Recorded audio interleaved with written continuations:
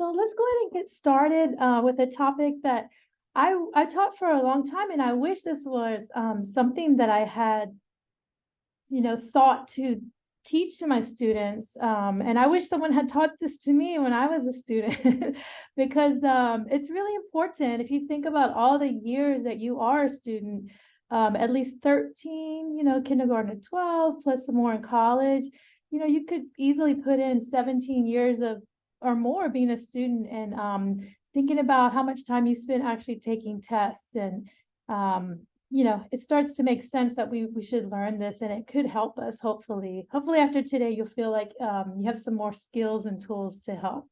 So we are looking at reducing test anxiety. You might still feel like it's a struggle, but it's something that is manageable, and there's actual research and science behind all this. So let's take a look. And my name is Virginia Yoshida, or I go by Gigi, and I'm the Lamaku Learning Center coordinator at Kapiolani Community College. So I work with students who are peer tutors or peer mentors, and they help other students. So it's a really awesome place to work, and I really enjoy watching students support other students in their success. This quote I wanted to open with today is from one of my favorite writers, philosophers, Henry David Thoreau, and he's a 19th century person. But I think this rings true, is that things don't change, we change. Yeah. So the fact of the matter is we're going to always have some sort of test that we have to face, or performance or presentation, and that's not going to change. But by coming here today, we can maybe believe that we can change, and it's true, we can make choices to make those experiences of test taking hopefully better. So that's an optimistic view that we could start with. And I'm just going to have a couple of relaxation and different techniques throughout the presentation. So I wanted to start with something that does help to reduce stress, and that is soothing sounds. So I'm going to show y'all a couple different free websites where you can get different activities to help you. And one of them is called Calm, and you don't need to buy it. It's free on YouTube. And there's a lot of different soothing videos and all sorts of interesting things with Calm. So we're going to go ahead and just start off today listening to some sounds of the waves, just to see if that helps us a little bit relax.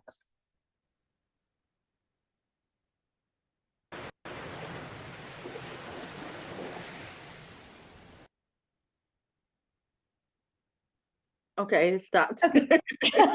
Okay, we get the idea. Okay. Thank you. Okay, and that's through Calm, and I'll have the list of these resources at the end, but please don't pay for anything. There's so much free stuff, because paying for things can also make us anxious from spending money. Yeah. Okay, so we could go on with the next slide. Thank you.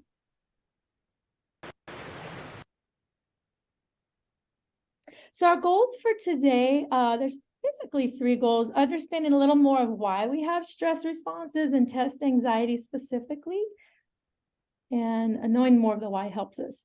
And then looking at some strategies to counteract and create a relaxed response instead of the stress response that we're having. And lastly is to start to think about creating an action plan for different stages of preparing for tests, or taking tests, or even after the test. So really thinking about what actions you might want to take, even if it's just one thing. That's great if you can just make one change today, because again, we can change even if we can't change the fact of test taking. Awesome.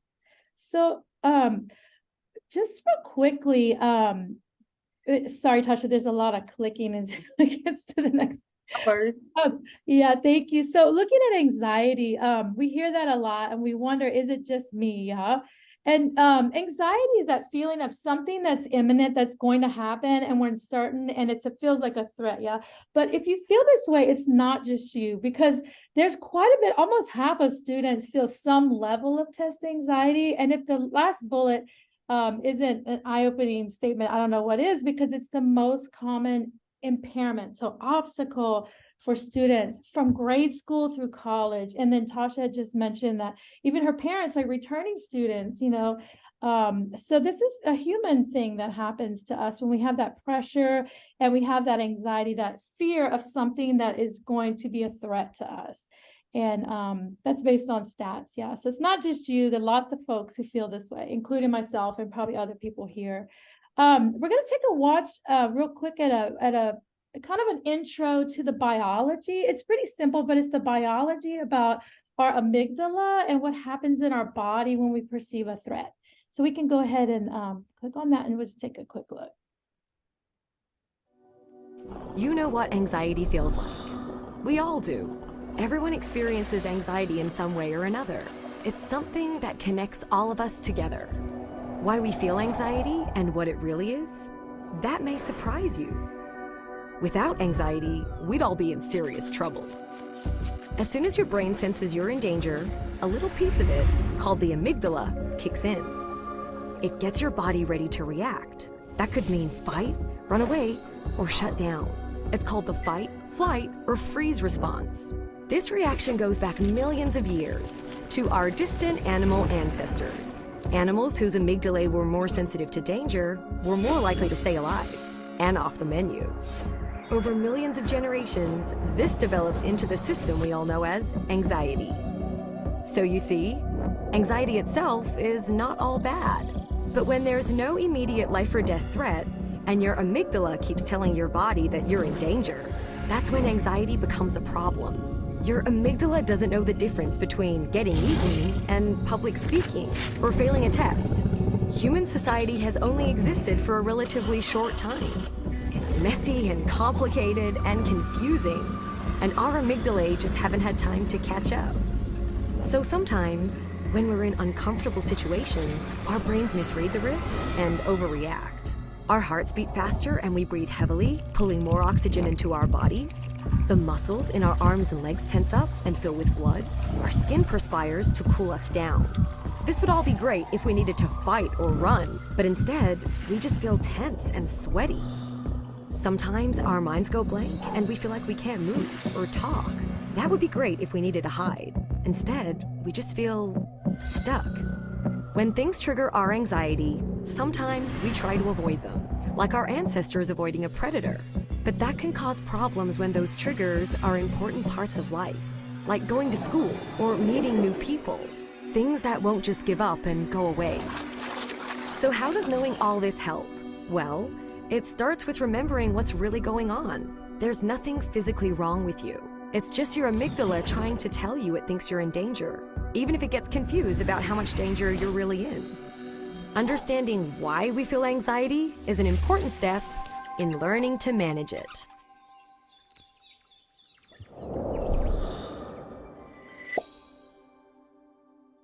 Like even people in Canada are anxious all over. But yeah, hopefully that kind of gives you an idea of why you might feel like your body is responding like it is. We're going to get a little more into some of the details from that. But the main thing is that the amygdala, your body is really trying to protect you because it does believe that something's going to harm it because of maybe your conditioning with test taking experiences. We're going to look at some of the reasons why you might have that feeling of a threat with test taking.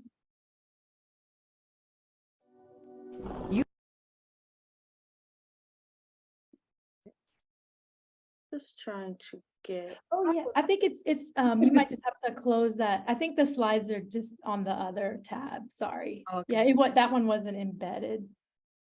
Okay. Oh, that's perfect. Thanks. All right. And we're back to the show. And we'll just go to the next slide. And we have to click again. Yeah.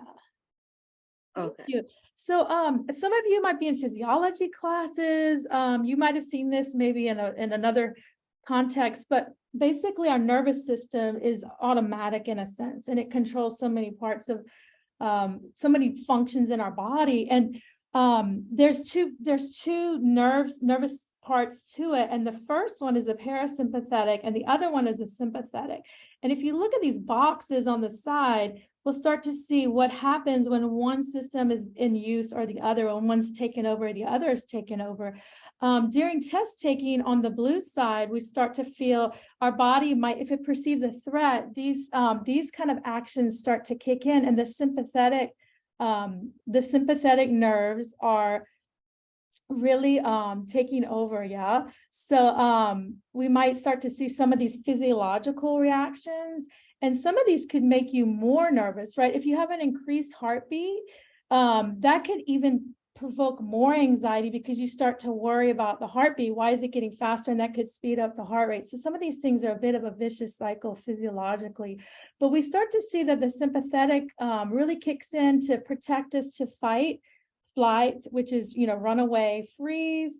Fawn is to like appease the threat. So fawning and flopping sometimes, where someone, you might say an animal that plays dead, or fainting. Yeah. So these are some physiological reactions that are caused by the sympathetic system really kicking in to get ready to do those things. Today, we're going to look at some activities, and even that listening to the ocean and trying to ground our bodies and our senses, for that example, are going to help us to, oops, sorry, Sasha, can we go back to the last? Okay. Oh, sorry. Thank you so much. I'm sorry. I know it's hard to do someone else's slides, all those pushes. Thank you. We want to push our system. If we're in that flight, fright, freeze, appease, we want to do some things that are going to tell our body it's okay. You can go back to the parasympathetic. Let's move back to that system in operation, because that's when we're relaxed, and these are some of the bodily: feed, breathe, digest, and rest. So you can tell that that's the state that we would like to be in, a relaxed state, not this tense, nervous, awful state. Yeah. So that's just like a quick overview, but it's something to think about. What you're feeling, you're not imagining it. It is physiological and it is happening, but there's some things we can do to change going from the blue side to the red side. Okay. Thanks, Tasha. So, a couple of things that you might want to consider, or maybe experiences you've had in the past, that just knowing about that, you might also want to take a look at before we move on. So we can go to the next slide. Thanks. Perfect. So just a couple things that might have caused us to have this anxiety to think about, and maybe help us understand why. And one of those things, and we can just keep thanks, Tasha, clicking our external pressures. So if we grew up with parents who really were and some parents, we care a lot and they really do put pressure on students, that's going to put a lot more stress on the student growing up, and you might carry that over into your adult learning. Yeah. So you might have been already conditioned for many years to have this extra pressure and high stakes, and that's just going to cause more pressure. And so, and Tasha, I think the words kind of come out in chunks. If we press yeah, perfect. And then we can keep going. So the next one is if we've had bad, negative, poor test performance in the past. So that just makes sense that if you've already done poorly, you might believe and have evidence, right, that you think you're going to do poorly again. So you might have this pessimistic view of the future, and that's more likely to make you have anxiety. So these are things just to start to be aware of, that you can tell yourself, I might have been raised this way, or I might have had this happen in the past, but this is the past, and I'm going to make some changes to make the testing situation better for myself, and even the test prep. So some past things that could be affecting us, we want to consider. Okay, and then we can go to the next slide. Thank you. And some of us might be suffering from something that you've heard of before, which is perfectionism, and that could be tied to other things I just mentioned, but that you might be feeling this fear of failing, yeah, and you might feel highly critical of yourself. So when you're taking the test, you might have an unrealistic expectation. I know I've found myself going down this path of, I want to make a 100%. I want, if I can't make an A, then I give up. If I can't make it perfect. And this is a real problem because, sometimes we just need to pass the test and just do our best, and it may not be perfect. So that could lead to a lot of undue pressure that we put on ourselves, and it's going to probably not result in a very relaxed state during test taking. There's a lot of high stakes. So we have to start telling ourselves, I'm going to do my best. It's okay. I'm going to show what I know on the test. And that's the best I can do. Yeah. I'm going to start to combat that self-criticism with other statements. Another test taking struggle and a stress response that could occur is if you're a student who has a learning difference and you don't have the necessary accommodations, and you go into the test knowing that maybe you're not set up for extended test taking time and you don't have those accommodations that you need, whatever it is, it's going to increase test anxiety most likely.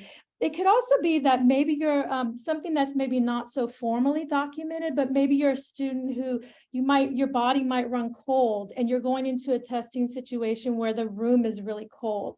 And that's sort of not really an accommodation, but it sort of is something that is going to increase anxiety if physically things like that aren't in place for you. So something to think about if you are someone who has accommodations that you need documented or they're already documented, to make sure you follow up on that so you can do your best in that situation.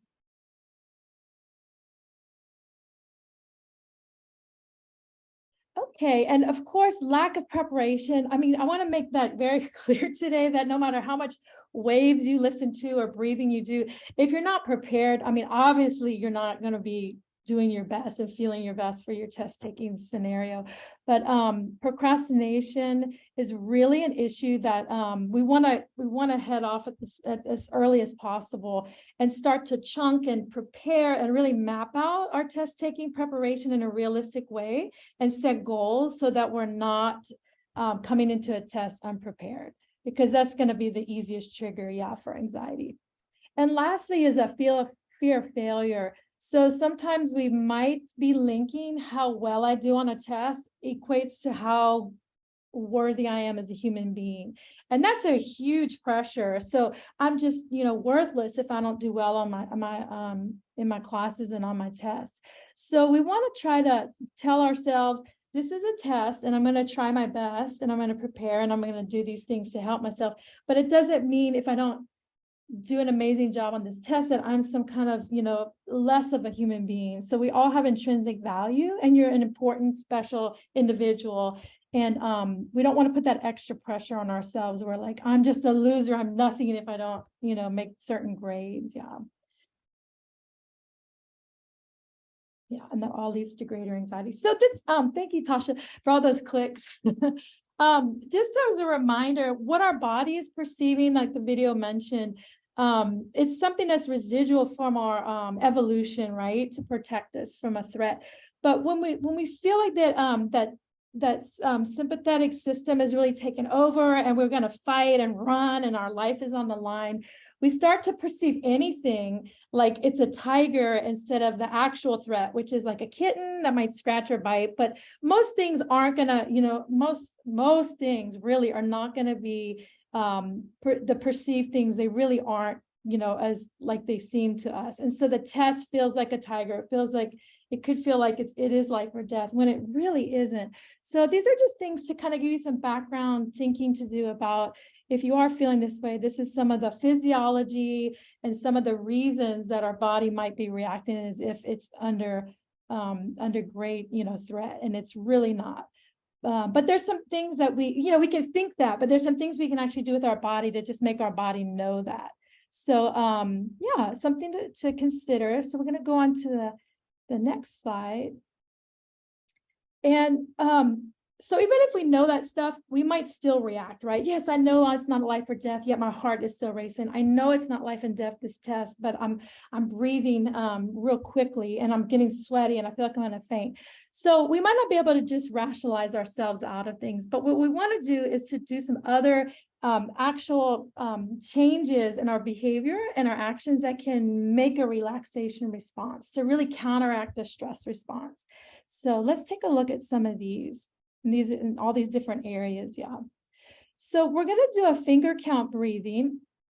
And this is, we're going to get into a little more why breathing helps, but this is going to involve your fingers. So if you can go ahead and actually use your fingers and try to practice it. It takes just a minute or two, just like the ocean, listening to sounds could just take a minute or two, not much time, but all these things could help in the moment.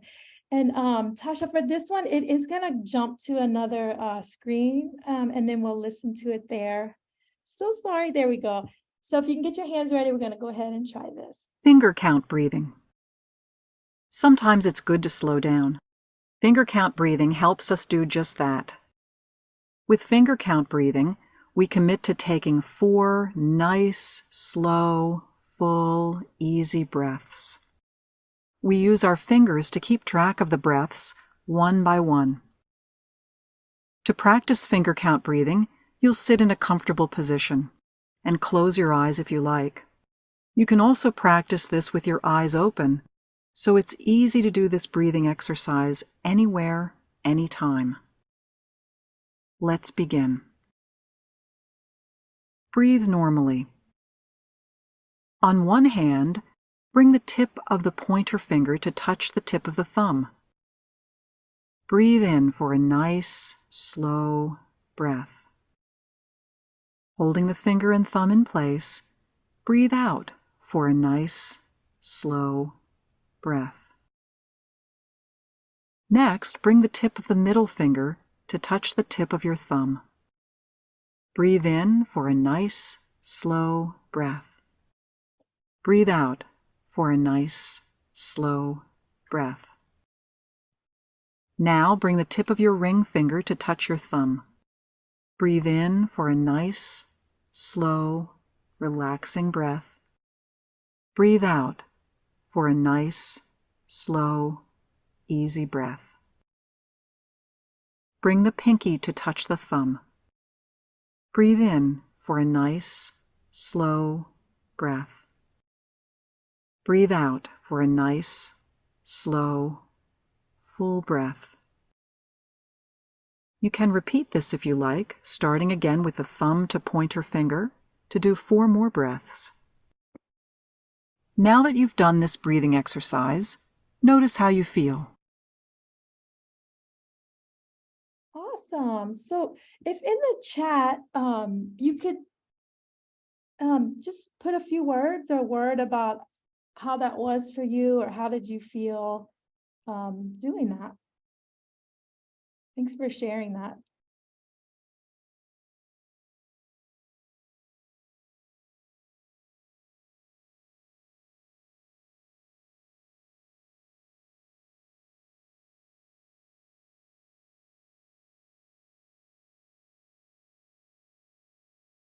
Okay, great. I see in the chat. Okay, that was very nice. Little heart, thank you. And relax.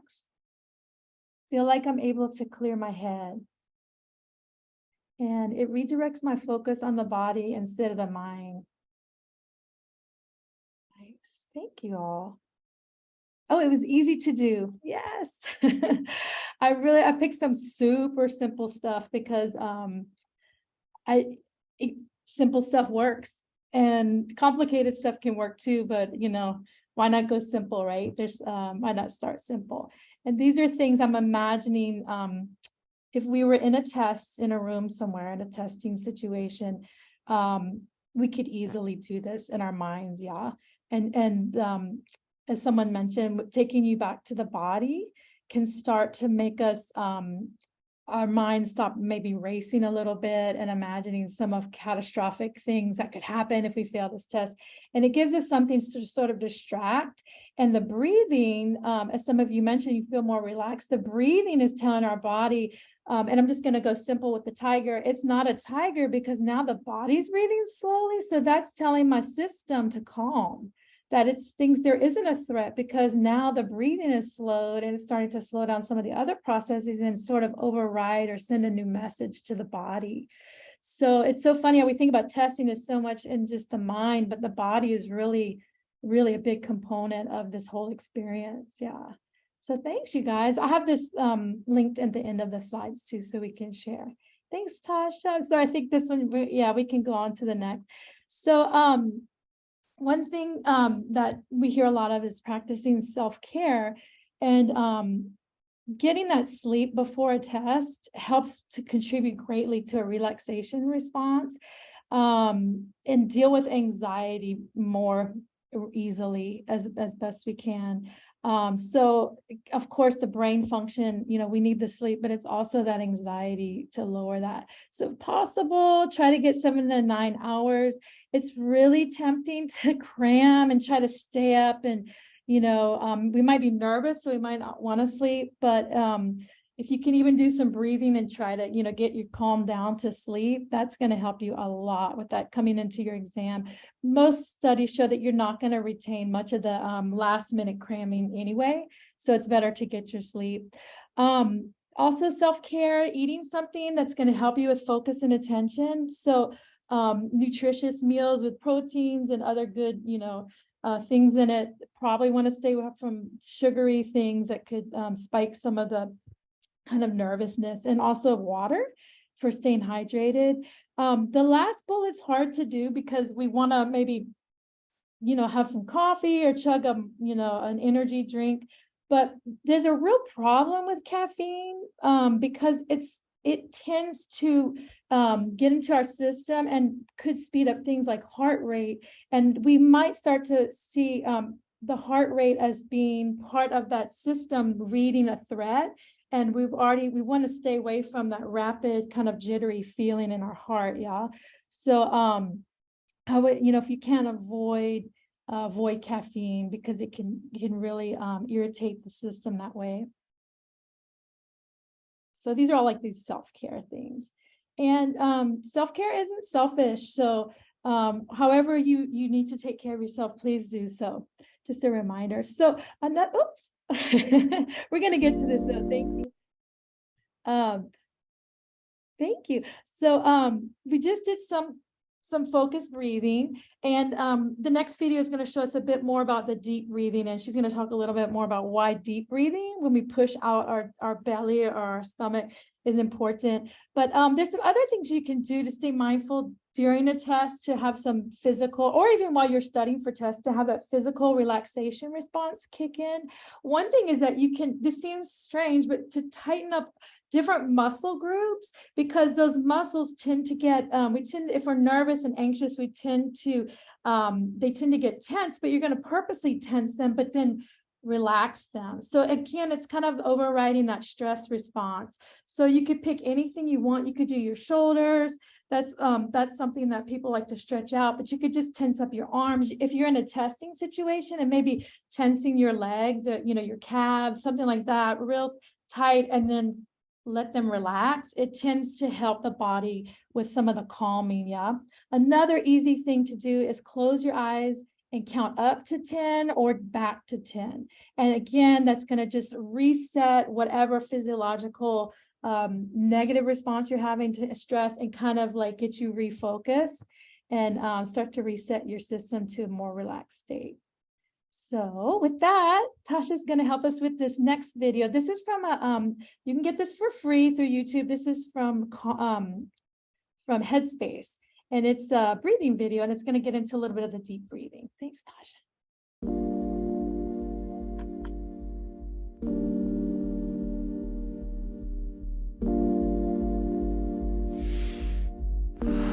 Belly breathing, or the diaphragmatic breath, is a technique used in almost all relaxation techniques. By breathing into the stomach, this signals a response in our body to relax and to calm down. I will note that we aren't actually breathing into the stomach. We're expanding the diaphragm, which pushes down and causes the stomach to naturally rise outwards. So with this technique, we'll be breathing down into the belly. It may be helpful to place one of your hands on your stomach to really feel that rising and falling in the stomach. And as we breathe in, we're breathing in through the nose, pushing the belly outwards with the breath. And on the exhale, we're breathing out through the mouth, drawing the belly inwards. Let's try this breath together and see if you can breathe in slowly and breathe out slowly, really feeling that expanding and contracting of the stomach. If you're new to this exercise, lying down is a great position to start in. So we'll just begin by noticing the breath and gently observing each inhale and each exhale. And then bringing the focus to the stomach, resting a hand on the stomach if that's helpful. And just breathing in slowly down into the belly. And then exhaling out through the mouth. Again, breathing in through the nose, filling the belly. And then letting everything go out through the mouth. One last time, breathing in, filling the lungs and expanding the belly. And then exhaling, letting everything go out through the mouth. Belly breathing is so simple, and that's why I love it. You can do it whenever you want for however long you need. It can be really helpful in redirecting your thoughts, or also when you need to take a mindful break.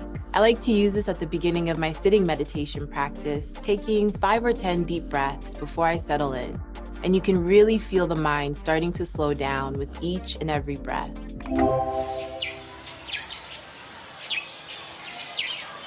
Awesome.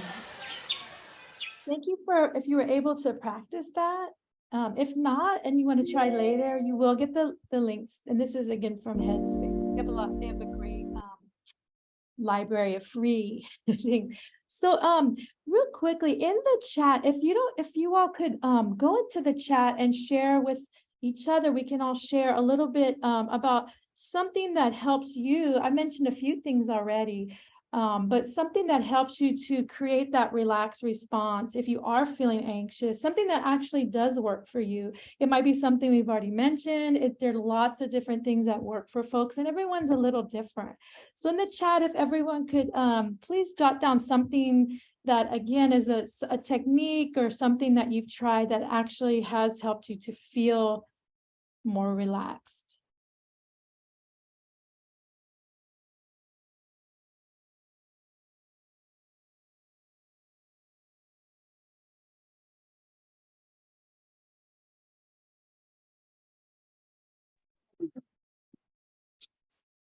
Okay. Awesome. So, okay, good. We have some folks who are saying counting helps me, and inhaling for 5 seconds, hold 5 seconds, exhale. That's an interesting one too, to do the holding of the inhale and the exhale. And the box breathing, yeah, that's a technique that's very helpful to a lot of folks. And there's even videos on all of these. So these are great. And then meditation, exercise, box breathing, and extended exhale breathing. Nice. Oh, tapping. Yeah. Yes. That's something that I'm not really going to get into today, but tapping is something that it's another technique that folks do find helpful. Ashley, so thanks for mentioning that. You might want to take a look at tapping too if you haven't heard of that before. A lot of folks find that helpful. Thank y'all. I know Scott mentioned exercise in his comment, and that's an important one, right? If even just a little bit of exercise does release stress. And box breathing and stretching, yeah. When we get tense and anxious, our muscles again they tighten, and that sends a message that they need to be tightened to fight because something terrible is going to happen. I can't relax my body. So once we start to tell the body, I'm stretching the body's getting the message that things are okay. Awesome. Thank y'all so much. So again, these are just ideas that are work for other folks, and things online and things you've heard of. So you got to just kind of play with these different techniques to see what's doable for you and what actually works. Some things we're going to go back to thinking physically when you're somebody had one more thought in here. Do you think the hunch posture will affect you when you sleep? I sleep all bunched up. Yes, that's a really good question, Rosa. With posture, there's a lot of research about posture, and I even have a little slide about proper posture, but there's a lot of evidence that if you have a healthy, confident posture, that it affects the mind and thinking, again, that you feel more powerful, confident. They've even shown it's linked to higher self-esteem and assertiveness. And so it's something to think about. Obviously, when you're awake, when you're asleep, it might, translate to that as well. It could be, if you're hunched over a lot while you're awake, maybe that is part of your sleep pattern too. I'm not really sure about that, but I do know that better posture It's really important, and it's something that we have to be mindful of, right? It's hard to track sometimes, but research shows that slouching decreases persistence, creativity. They've looked at test taking. It also creates negative self-thoughts more often. And one thing, when you're saying sleeping or when we're awake and we're like this, we tend to be sending a message to ourselves if we're like this, that we might be in a defensive position because something bad, there's a threat, right? We're perceiving a threat. And so that might trigger some negative things if we're in that position. So if you find yourself kind of slouched over, just try to, bring the shoulders down. I think the next slide, I think I have a picture of some good. Yes. So you can see in the bad posture to the left, even this is, especially technology, the tech neck or slumping over, you want to have a relaxed shoulder position, open chest, keeping your head level. It's just something to be mindful of. I put the picture of the child here because a lot of us do have this body position during test taking that we maybe had while we were in school from a young age. And you can see this could come out during a test that we're slouched down with our head on the table. So the best way to, help your posture, help you, is to practice a good posture during studying, test taking. And I'm not sure about the sleep stuff, but maybe, checking in about that as well. Awesome. Another thing is setting up a calming environment. This is, for all the time, for studying, for living, but especially around test taking. The night before the test, you want to make sure you're calm, all organized, ready to go. You don't want the morning of the test to be looking for your ID, running around, freaked out, causing more anxiety. Then you don't need to have that anxiety. Playing music can help you relax, something familiar. Getting to the test early, or if it's online, arriving early online for the test, if it's that sort of a situation. One thing, if you're in a physical space for the test, is knowing where to sit. So a lot of folks have a certain spot in a room that they orient to for relaxation, to feel less stress. So if you want to sit near a window or try to sit near the wall up front, that's something important to consider. And then try not to be distracted. If noise distracts you, you can get those, just a little foam earplugs to put inside of your ears, if that would help. But sometimes the noise of even people finishing early, I don't know if anyone's had this happen. Please feel free to put in the chat if you've had any of these strange situations of people leaving early could definitely trigger you to feel a threat. And that gets into some interesting psychology of like competition, or we might just feel like, we start telling ourselves that, oh, they finished the test more quickly than we did. And just watching other people leave the room could trigger us to feel more anxious. So that's important, to where you're sitting and your focus during the test. Yeah. Oh, good. Yeah. Okay. One of the most important things emotionally we can do to relax is the positive. I know y'all have heard this, positive self-talk, but I think the easiest way to describe it is, how would you talk and encourage and support a friend in this situation? If your friend is saying, oh, I'm worthless, I suck at this test, I don't know, you probably would talk to your friend and say, hey, listen, it's just a test. You're going to do your best. You're going to be okay. You're going to finish the test, and it's going to be done. So you're doing your best. Hang in there. You're a good person, and this is a test. The test is a test. It doesn't mean you're a good or bad person. So I think that's the most important thing, is if you don't know how to talk to yourself and you find it's hard, think of yourself as a friend. You can even use your name. Like I might say, Gigi, it's going to be okay. And even putting your hand on your heart, that compassion to yourself really does make a difference. And giving yourself that pep talk. Yeah. The second bullet here is kind of looking at, if you give yourself a pep talk, and you might use this, I'm scared, I'm stressed, I'm worried. Maybe telling yourself, I'm stoked, I'm excited, I'm pumped, I can't wait to take this test. I'm ready for it to be over with, but I can't wait to get in there and put everything that I know and that I can do on the test. And I'm excited for it. Even if you're just telling yourself that and you don't really feel that way, it can change from a distressful situation to what we call eustress, or good stress, where you're pumped up. And on the next slide, we see this a lot in some different venue. One of them is like theater, the stage, where people are about to go out and perform and they're pumping each other up. And then in sports, there's a lot of sports psychology on, the haka getting pumped up. We see this a lot. And athletes who might be nervous, turning their anxiety, or performers turning their anxiety into excitement. So you might want to consider, starting to change your language about the test itself and how you feel. I'm excited. I'm just stoked. I'm pumped. I'm ready. I want to do this. And you can talk with other students about it too. Get each other excited about it. And a few more things that might help is a calming sheet. So this is something that you could make digitally. It's something you're going to carry with you. You're going to want to make it far ahead of like the stressful moment that is coming, the test day. But maybe do it when you're studying and relaxed, or even before you're studying, just when you have some downtime. You're going to want to put on this sheet, digital or on paper, motivational quotes, reasons you're going to succeed, breathing techniques, pictures of people that support you, anything that's going to keep you motivated and not anxious. And if we go to the next slide, and Tasha's going to help me start, Tasha, with several clicks. I made a digital one for myself.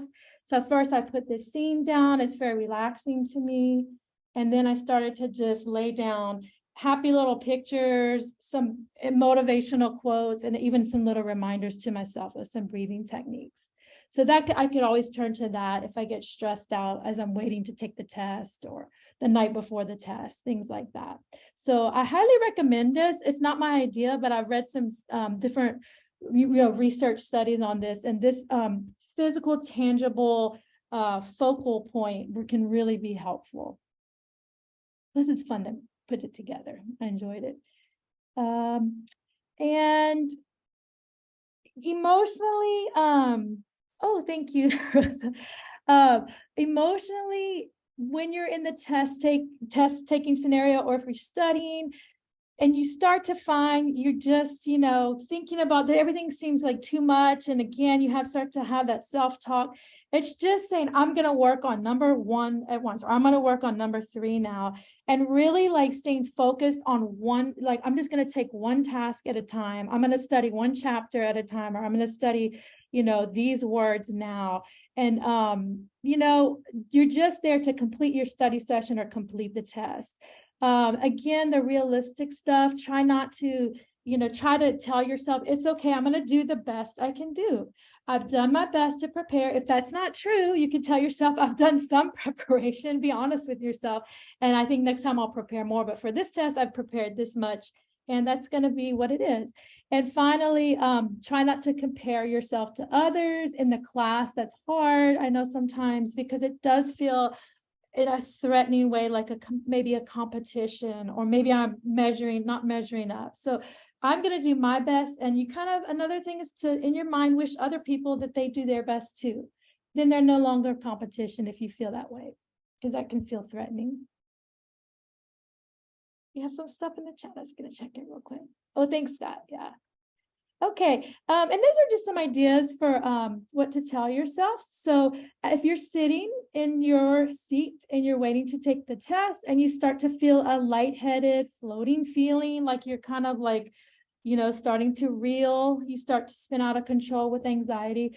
One thing that's going to keep you grounded, and grounded means you start to get back to your body, is as you sit in your desk, telling yourself the most boring things, which is, I'm in Kalia building, it's 2:00. It's Tuesday. I'm sitting here in my red shirt. And just to tell yourself in what is in the present moment. And it will, again, bring you back to maybe a bit more of a relaxed state than floating away and kind of panicking. We want to avoid the future or the past. And so telling ourselves about just the moment, oh, look, there's 3 windows in the room.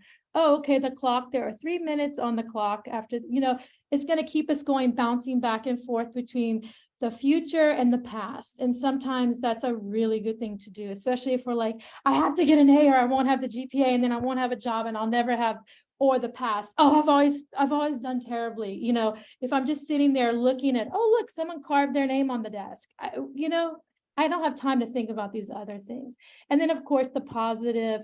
It's okay if I can't answer this question, I'm going to answer this question instead. And really trying to look at the positive things about the test and what you're thinking. And, you know, this takes practice. These aren't easy sometimes to do, but just being more aware of our thinking. Okay, we're just about done, you guys. The positive self-talk strategy, I just want to emphasize that it really has 3 parts. So the first part is before, what we tell ourselves before as we're preparing. So some of these comments here could be things that would help you while you're studying, while you're preparing to, you know, face the situation of this performance, right? This test taking. I think things like it won't last long, I can cope with it. That's very affirming, yeah. It's not going to be as bad as I think. I'm getting better and I just need to keep building my confidence. If things get bad, I know I can cope with them. It will pass. I will be okay. That's very reassuring. Whatever it is that you want to tell yourself, you know, ahead of time. During the exam, there's some coping comments that you can make to yourself. Just concentrate on, you know, not my feelings, but I've got to concentrate on this. You might tell yourself, I'm having anxiety. I know that I have this, and I'm going to maybe do a deep breathe, especially the belly breathing that was shown in the video, because shallow breathing can take over and make us feel very anxious and almost lightheaded and not at all secure. So try a little belly breathing, some finger breathing, something like that. But telling yourself, I'm going to be okay. I know that this is some anxiety and I'm going to be okay. Whatever it is, I got to concentrate right now and I'm going to do some breathing. And finally, or some visualization. I'm going to picture right now something good and picture that before I continue on. Something important that students maybe don't do, I never did this, was to afterward, how do I talk to myself after the test? And I don't mean when you get a grade, I mean after the test. So you walk out of the room, and that's really important to say, hey, I coped with that. Oh, I handled it. Next time will probably be easier. That breathing helped me, or me visualizing a positive outcome, or thinking about something pleasant like my family while I was stressed out made me feel better. So right after the test, when I'm reviewing, you know, I think before you get a grade back, it's important to give yourself this kind of praise. Yeah. Helpful self-talk. So hopefully this gives you guys some ideas about the before, during, and after. Nice, Rosa. You're not talking too much. I love it. Rosa wants us to remember that we're students and we're here to learn and improve. And life is about learning. We're never going to be perfect. Just a couple reminders, because these are pretty probably well known, but to give yourself the best chance, you do want to make smaller chunks, meet with a tutor, mentor, or with classmates, or just get real with yourself about realistically, I'm going to look at the calendar today and go back to where I am right now and then plan it out up until that point in small pieces and just being realistic. But creating that study schedule will already reduce your anxiety instead of procrastinating and putting it off. Yeah. Meeting with some of your peers will help you be accountable too, and that will help you to reduce anxiety because you're not running from it like it's a threat. Perfect. And we're almost to the end. Thank y'all so much. Studying effectively. Sorry, this is because I'm totally biased, but I work with tutors. Use the tools that are out there. Tutors can share their stories with you too about what works for them. If you don't, you want to talk to one of them about how do they deal with stress and test anxiety, because we all have it at some point or another. So there's lots of resources that can help bring down your anxiety and worry. And communicate with your instructors. Some instructors might show previous tests, or you can let your instructor, you can have a real honest conversation. I'm a person who has been struggling with test anxiety. I'm working on different techniques to help bring that down and have a more relaxed feel. But, would you be able to share, like, what are some things that might be expected on the test? Of course, it's not appropriate to say, can I see the test ahead of time? But maybe there's the type of folks that you can look at old exams, because then it's less of the unknown. Yeah. So having that conversation with your instructor, I think, is really a good suggestion. Okay. So as we leave, and have so much that I've kind of put out there for you all. And there's so much more in the resources that you can check out. But what am I going to do now? You can pick any test you want, no matter when it is. But what can I do right now, starting today, that's going to help me to prepare, to bring down the anxiety and increase the relaxation? Because then I can actually, my brain can function better and I can think better on the test. What am I going to do right before the test? Like the night before the test. And then as I'm waiting that morning for the test, I would map it out. We've got some ideas already out there from this presentation. What's something I could do during the test? Maybe I'm going to do some kind of like tighten up my shoulders, tense real hard, and then relax. And that's going to help me. Whatever it is, I'm going to close my eyes and count to 10 and then open my eyes. And what am I going to do right after? Am I going to celebrate? I'm going to go meet someone for boba tea and be like, whoo, I did it. And actually, you know, and I'm going to start planning for the next test. Okay. So whatever your action plan is, if you can just start at least one thing today, that would, again, start to help you feel better, less of that threat feeling, and more confident. And you can do it. You really can make changes. These are all things, and you'll find things that work for you if you commit to that and try it, experiment. And the resources are at the very end. Tasha, thank you so much for all this clicking. I'm so sorry that I wasn't set up to do this. I really appreciate it. Lots of audio, video, lots of articles if you're a person who likes to maybe see something. But I would recommend The Power of Positive Self-Talk. If you haven't ever tried that, it makes a big difference. You might be surprised. I know I am, about how much I'm talking to myself in a certain way, and if I need to change some of those comments as if I'm my own friend. So I would highly check that out. Okay.